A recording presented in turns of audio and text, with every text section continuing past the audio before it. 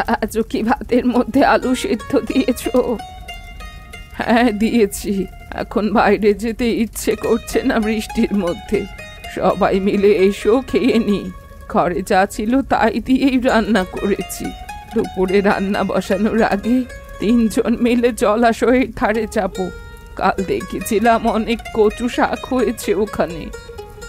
ভাত তো হয়েই এলো, আমি কি সবার জন্য বেড়ে ফেলবো? হ্যাঁ হ্যাঁ তাই করো।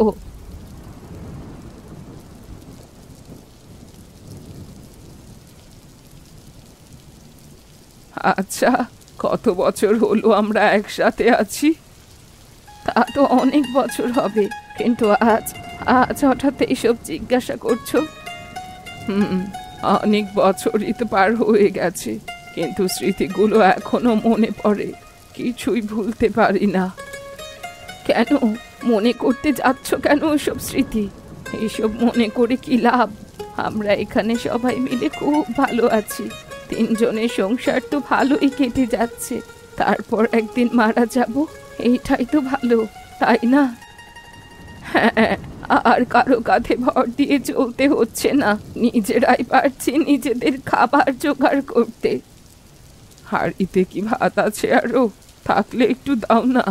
আজ কেন জানি এই 2 চাংলা আলু সিদ্ধ দিয়ে ভাত খেতে খুব ভালো লাগছে। তুমি একদম ঠিক বলেছ গো, আজ আমারও খুব ভালো লাগছে। অন্য দিনের থেকে আজ এত মজা লাগার কারণটা কি বলো তো? কারণ আজ আমাদের সকলের পেটে অনেক ক্ষুধা, আর ক্ষুধা পেটে সব কিছুই খুব মজা লাগে। কথাটা তুমি ভুল বলনি, আজ আসলে খুব খিদে পেয়েছে। বৃষ্টির জন্য তো বাইরে যেতে পারলুম না। দুপুরে বাইরে যেতে না পারলে কিন্তু নুন ভাত খেয়ে থাকতে হবে। বৃষ্টিটা একটু কমলেই যাব জলাশয়ের কাছে শাক তুলতে।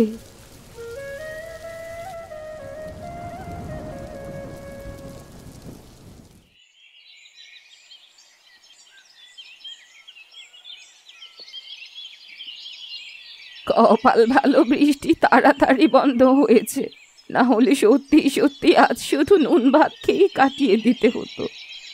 সেটা তো খেয়ে আমাদের ভালোই অভ্যেস আছে, তাই না? তা তো আছেই। এখন তো আর আমাদের কোনো কিছুতেই কষ্ট হয় না, সব সয়ে গেছে। সবাই হাত চালাও। আকাশের অবস্থা কিন্তু পুরোপুরি ভালো হয়নি, যে কোনো সময় আবার ধুম করে নেমে পড়বে। একদম ঠিক বলেছ। আস্তে আস্তে দেখছি আবার আকাশ কালো হয়ে যাচ্ছে। এমন অবস্থায় খিচুড়ি খেতে খুব মজা। এখন তো মন চাইলেই খেতে পারবো না। শুধু শুধু আফসোস করো না তো, আমাদের যা আছে আমরা তাতে নিয়েই খুব খুশি। দুপুরে খাবার খেয়ে ঠান্ডা আবহাওয়াতে 3 জন মিলে ঘুম দেব। না না, আফসোস হবে না কেন? এখন চলো, 3 জন মিলে তো অনেক শাক তুলে ফেলেছি। একদিনে সব শাক তুলে ফেললে অন্য দিন খাবো কি? চলো এখন।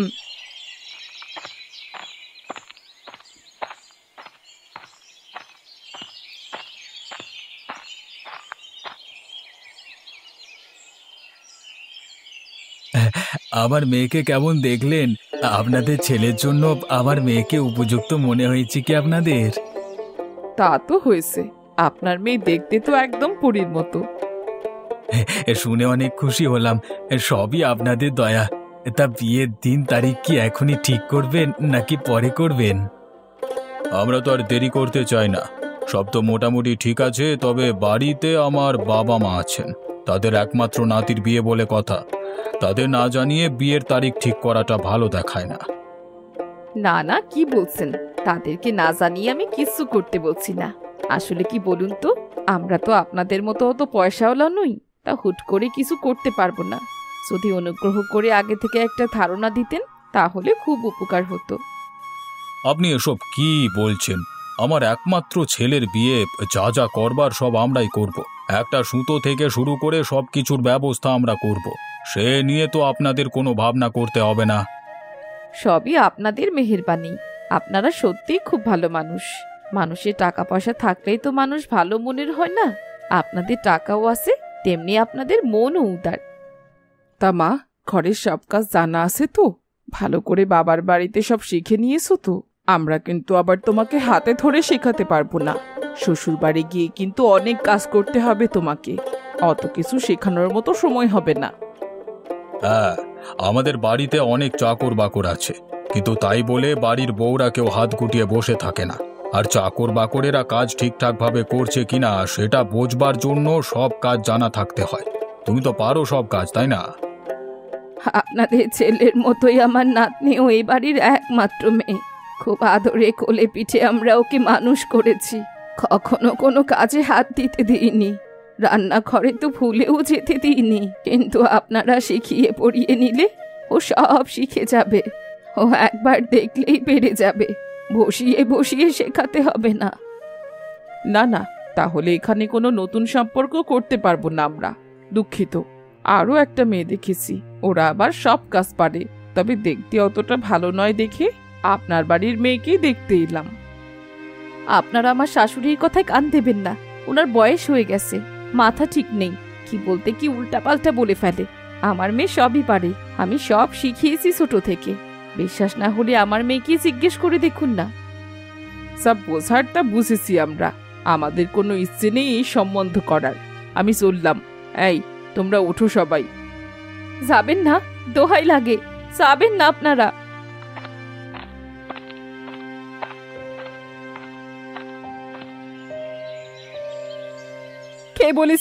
কে বলেছিল আপনাকে বেশি কথা বলতে? আপনাকে কে ডেকেছিল এখানে? কেন এসেছিলেন? আমার মেয়ের জীবনটা কেন শেষ করে দিলেন এভাবে?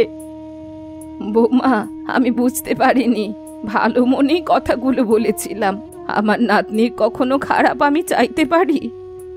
কে বলেছে আপনাকে আমার মেয়ের ভালো চাইতে? বুড়ি একটা, এক পা কবরে চলে গেছে, কবে যে মরবে কে জানে। কোথায় কোন কথা বলতে হবে কিচ্ছু বোঝে না। আপনি আমার মেয়ের এত বড় ক্ষতি করার আগে কেন মরলেন না? বৌমা, এ কি বলছো তুমি? দেখেছিস বাবা, তোর বউ কত বড় কথা বলছে আমায়। কোনো খারাপ কিছুই তো বলেনি সে, কেন বেশি কথা বলতে গেলে? প্রথমে তো চুপ করেই ছিলে, তখন তো সব ঠিকই ছিল। কে বলেছিল পরে কথা বলতে? আমার মেয়ের সর্বনাশটা না করলেই তোমার চলছিল না, না? তুইও আজ আমায় এই কথা শোনাতে পারলি? এই দিন দেখার জন্যই কি বেঁচে আছি? বেঁচে থাকবার জন্য কেউ তোমার হাতে পায়ে ধরেছে নাকি? কে বলেছে বেঁচে থাকতে, এভাবে আমাদের সবার সব অনিষ্ট করতে? যত সব। দুই চোখ যেদিকে তাকায় সেদিকে চলে গেলেই তো পারেন, কেন আমাদের ঘাড়ের মধ্যে ভূতের মতো চেপে বসে আছেন? আর থাকবো না তোদের সাথে। আমি চলে যাব অনেক দূরে, আর কোনোদিন ফিরবো না তোদের কাছে। ক্ষমতা থাকলে চলে গিয়ে দেখান দেখি, মুখে এত কথা বলে লাভ নেই। বৌমা, মানুষকে এত কষ্ট দিয়ে কথা বলো না, কার জীবনে কখন কি হয় তা আগে থেকে কেউ জানে না। আমি জানি সে যেমন কাজ করে তেমনি ফল পায়, আমি এমন কোনো কাজ করিনি যার ফল খারাপ হবে। ভালো থাকিস বাবা, আমি গেলাম।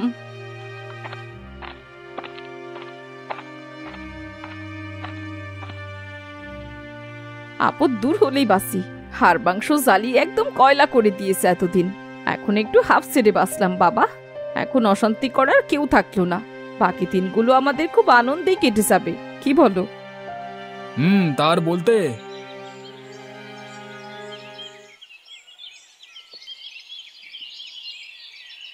যাই রে বাবা, তোরা ভালো থাকিস, আমি তোদের আর জ্বালাবো না। তোরা অনেক ভালো থাকিস, উপরওয়ালা যেন তোদের অনেক ভালো রাখেন। তুমি কি ঘুমিয়ে ঘুমিয়ে স্বপ্ন দেখছো নাকি? উঠে পড়ো, সন্ধে হয়ে আসছে। আজ ঠান্ডা পেয়ে বিকেলে সবাই কি ঘুমটাই না দিলাম। একদম ঠিক বলেছ, আজ অনেক দিন পর বিকেলে আমরা ঘুমালাম, তাই না? কি হলো আসিয়া, তুমি চুপ করে আছো কেন? স্বপ্ন দেখছিলে বুঝি? হ্যাঁ, তাই হবে হয়তো। তা কি স্বপ্ন দেখছিলে? কাকে জানি চলে যাবার কথা বলছিলে তুমি? যাদের ছেড়ে চলে এলাম তাদের কি বলছিলাম হয়তো? মানুষ যার কথা বেশি ভাবে তাকেই স্বপ্নে দেখে, তার মানে তুমি তোমার ছেলে আর ছেলের বউয়ের কথা এখনো মনে করো। কেন করো বলো তো? তোমাকে না বলেছি ওদের নিয়ে ভাববে না? তুমি আমাদের কোনো কথাই শোনো না দেখি। 10 মাস 10 দিন যাকে পেটে ধরেছি তার কথা মনে করব না, তাকে কি ভুলে থাকা যায়? তা যাবে না কেন, ইচ্ছে করলেই যাবে। তাছাড়া 10 মাস কি তুমি একাই পেটে রেখেছো? আমরা রাখিনি। তার কি মূল্য পেয়েছি আমরা? আমাদের সন্তানেরা কি দিয়েছে? যদি দিত তাহলে আজ আমাদের এই পরিণতি হতো না। মূল্য দিলে এই জীবজন্তুদের সাথে ভয়ানক জঙ্গলে জীবন কাটাতে হতো না।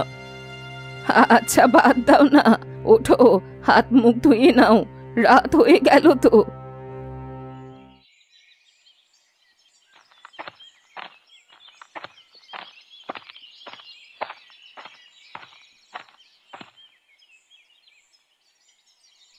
কে গো তুমি বাছা? এই জঙ্গলে কি করছো? কোথা থেকে আসলে? তুমি এত ছোট মানুষ, একা একা কিভাবে এলে? আমি সব সময় একাই থাকি। আমার বাবা মা ছোটবেলাতেই মারা গেছে। আমার বাবার কাছে আমাদের গ্রামের চেয়ারম্যান অনেক টাকা পেতেন, তাই বাবা মা মারা যাবার পরে আমাদের বাড়ি ঘর সব কেড়ে নিয়ে আমাকে বাড়ি থেকে বের করে দিয়েছে। তারপর তারপর কি হলো?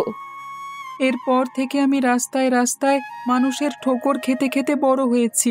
মাঝে মাঝে এই জঙ্গলে আসি, এসে ফলমূল, বুনো হাঁস, মাছ যা পাই বাজারে নিয়ে গিয়ে বিক্রি করি। এভাবেই আমার চলে যায়। আগে তো আপনাদের কখনো দেখিনি।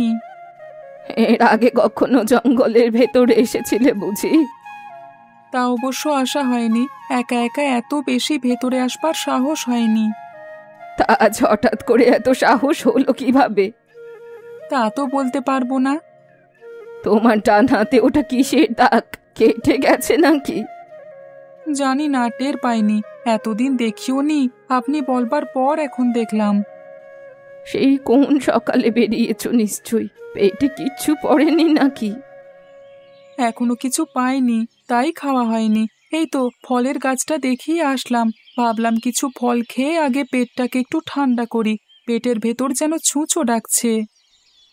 আমাদের সাথে চলো, কিছু খেয়ে নেবে আগে। আপনাদের সাথে কোথায় যাব আমি? আমাদের বাড়ি যাবে। এখান থেকে আমাদের বাড়ি বেশি দূরে নয়, কাছেই। তার মানে কি? কি বলছেন? আপনারা কি জঙ্গলে থাকেন নাকি? হ্যাঁ তো, আমরা এই গহীন জঙ্গলে অনেক বছর ধরে একসাথে থাকি। কেন বলুন তো, আপনাদের সাথে কি হয়েছে? আপনাদেরও আমার মতো কেউ নেই নাকি? না নেই। তুমি কি যাবে নাকি এখানেই দাঁড়িয়ে সব কথা শেষ করবে? এত করে যখন বলছেন তখন চলুন যাই। খুব ভালো কিছু দিতে পারবো না, যা পারলাম তাই দিলাম। কষ্ট করে খেয়ে নাও দেখি।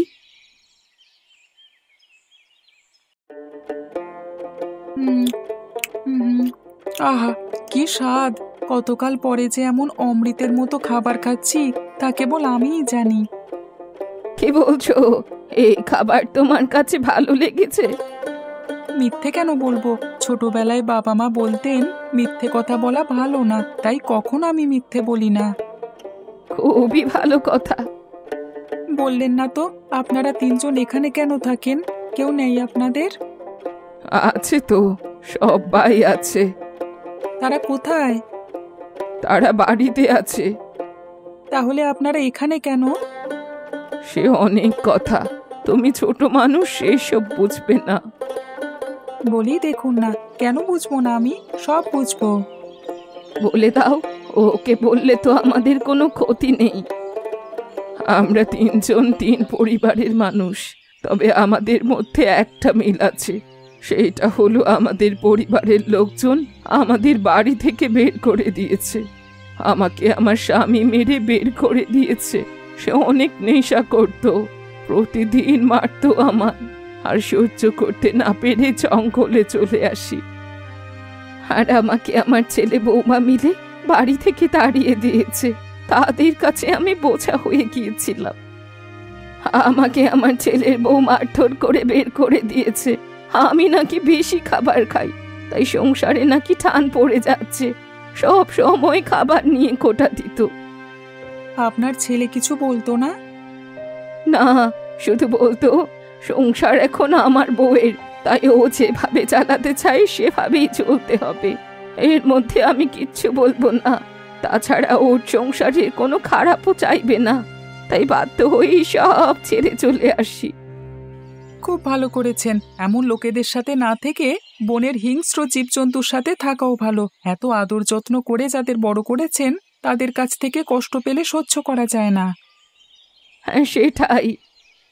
আপনারা খাবার দাবার কিভাবে ব্যবস্থা করেন?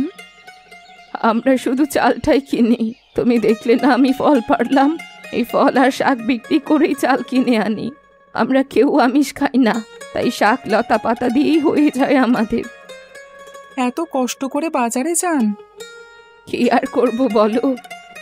তা অবশ্য ঠিক। তোমাকে একটা কথা বলবো?